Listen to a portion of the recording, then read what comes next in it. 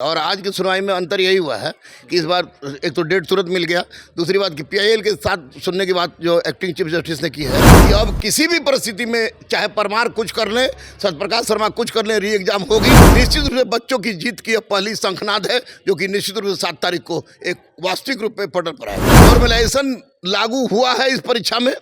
बापू परीक्षा केंद्र में गड़बड़ी हुई है, इसको इग्नोर नहीं किया सकता है। खेद भी आप ही खाइए, अब मार दूसरे को मारिए। ये 100% बीपीएससी की कड़दलीली है। मैं दावे के साथ कह रहा हूं कि ये अब री एग्जाम होगा।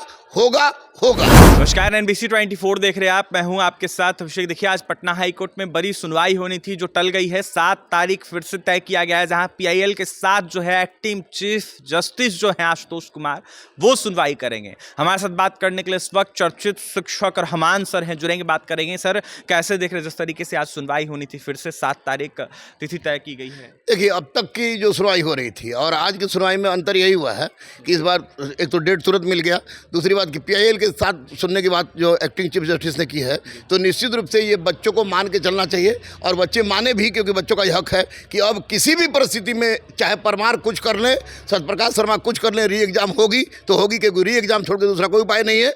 पीआईएल का जुड़ जाना निश्चित रूप से बच्चों की जीत की पहली शंखनाद है, जो कि निश्चित रूप से 7 तारीख को एक वास्तविक रूप में पटल पर आएगा। अभ्यर्थियों के मन में निराशा दिखने को मिल रहा है, लगातार अभ्यर्थी परेशान। नहीं, न्याय में देर हो सकता है, क्योंकि हमारे न्याय की जो प्रणाली है, नंद कुमार का केस जो हो चुका है, हमारे प्रथम न्यायिक हत्या हुई है, बार बार न्यायिक हत्या नहीं होगी। और यहाँ पर स्पष्ट रूप से केस के साथ पीआईएल भी जुड़े हैं, हमारे एक्टिव चीफ जस्टिस हैं। तो निश्चित रूप से ऐसी परिस्थिति में 2 दिन का समय मिला है, 2 दिन का समय बढ़ा है और पीआईएल भी जुटा है, तो स्पष्ट है कि परमार ने गलती किया है। नॉर्मलाइजेशन लागू हुआ है इस परीक्षा में। बापू परीक्षा केंद्र में गड़बड़ी हुई है, इसको इग्नोर नहीं किया सकता है। बहुत सारे बच्चों को आपने कर दिया कि एक तो जेल भी भेज दिए, ऊपर से 3-3 साल के डिबार कर दिए। परमार साहब को और सत्यप्रकाश शर्मा को डिबार करना चाहिए बिहार से, और तब बच्चों के साथ कुछ किस तरह का स्टेप उठाए।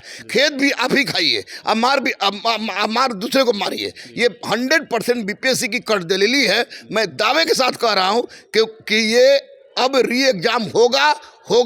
बड़े बड़े सबूत की चर्चा आप लोग करते हैं, लगातार कहते हैं कई सारे सबूत ऐसे हैं जो आयोग के खिलाफ है, तो ऐसे में उन सबूतों से क्या लगता है अभ्यर्थियों को? देखिए, सबूत में मैं फर्स्ट डे से 30 अक्टूबर से जब से मनु भाई परमार और सत्यप्रकाश शर्मा से हमारी भेंट हुई, उस दिन से मैं 2-3 मुद्दे को लेकर चल रहा था।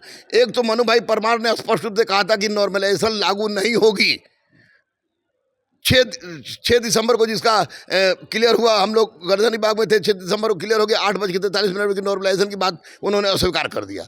दूसरी बात कि अगर मनु भाई परमार इतने झूठे हैं कि अगर पटना के डीएम अगर रिपोर्ट नहीं दे, इनको 4 दिन लग गया बापू परीक्षा परिसर के एग्जाम को कैंसिल कराने में, और बापू परीक्षा परिसर का केंद्र मतलब 22 सेंटर, इस 22 सेंटर पर गड़बड़ी हुई है और नॉर्मलाइजेशन लागू हुआ है। इसलिए निश्चित रूप से मुझे न्यायालय पर विश्वास है, परीक्षा कैंसिल होगी, री एग्जाम होगा। अगर नहीं होता है तो इसको दूसरी न्यायिक हत्या कहने में गुरु रहमान कोई किसी तरह का पीछे नहीं हटेगा, बोलेगा। भ्रष्ट अधिकारियों को नपना चाहिए, नापा जाए। 2000% भ्रष्ट अधिकारी को नपना चाहिए, भ्रष्ट अधिकारी को नपना चाहिए, जेल जाए वो। और साथ साथ जितने माफियाज हैं, कोचिंग माफिया हो या नेता हो, ये विपक्ष के हो, अधिकारी हो, उनके विरुद्ध कठोर से कठोर कार्रवाई हो। अब परीक्षा तो कैंसिल हो ही, लेकिन जांच भी गहराई से हो, ताकि कब्र के अंदर क्यों ना चोर बैठा हो, उसको बाहर निकाला जाए। आंदोलन भी करने की तैयारी कहा जा रहा है, की जा रही है, क्या आप भी उतरेंगे फिर से एक बार? देखिए, बच्चों के साथ जब अहित हुआ है, तब तक गुरु रहमान बच्चों के साथ रहा है, और फिर से अगर बच्चे के हित के लिए लड़ना हुआ तो गुरु रहमान उतरेगा रोड पर, निश्चित रूप से बच्चों के लिए उतरेगा, चाहे कुछ भी हो। विधानसभा सत्र चल रहा है, माले के विधायक ने कल तस्वीरें सामने निकल के आई जहां उन्होंने अभ्यर्थियों का मामला उठाया।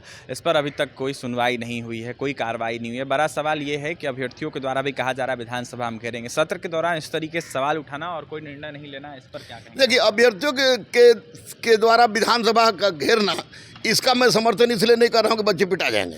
दूसरी सबसे बड़ी बात है कि बच्चों की परीक्षा तो हर साल होती है, और लेकिन इन लोगों की परीक्षा 5 साल पर होने जा रही है और जो इसी साल होगी। तो अगर बच्चों के साथ अहित हुआ तो मैं बच्चों से ये अपील जरूर करूंगा कि पूरे बिहार के गांव-गांव में घूमिए और जब भी विधायक आए वोट मांगने तो उनसे पहला प्रश्न पूछिए कि उस समय कहाँ थे जब हमारे साथ नाइंसाफी हो रही थी, उस समय कहाँ थे जब बहुत सारे बच्चों को डिबार कर दिया गया। क्यों किया गया डिबार?